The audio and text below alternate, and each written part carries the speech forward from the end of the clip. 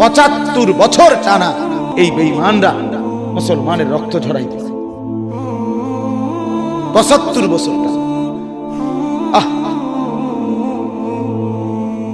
আমি যদি নাও খাইতে পাই, আমাদের যদি ভিটামাটিও না থাকে, তারপরেও আমরা কেন মুসলমান হয়ে বেঈমানের মতো লেবাস, পোশাক, চুল, চেহারা বানাবো কেন? কোন লজ্জা? ওরা আমাদেরকে কি দিছে মিয়া?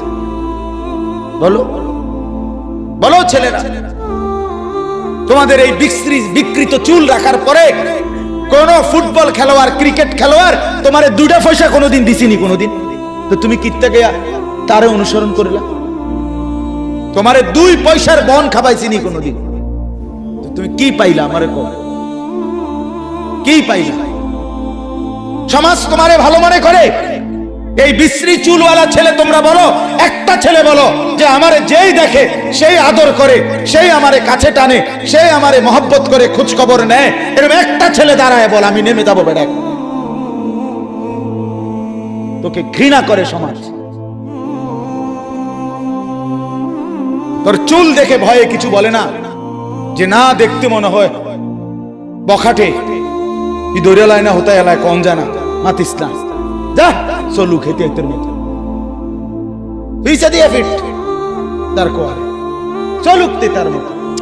ঠিক কিনা বলেন? এটা তো বদনসিব, এটা তো বদনসিব বাবা। যাকে বাবা আগলাইয়া রাখে না, যাকে মা আগলাইয়া রাখে না, যারে মুরব্বীরা কাছে টেনে নেয় না, ছেড়ে দিছে তারা তার হাতে, এটা তার জন্য মন্দ না? কথা বলেন না কেন?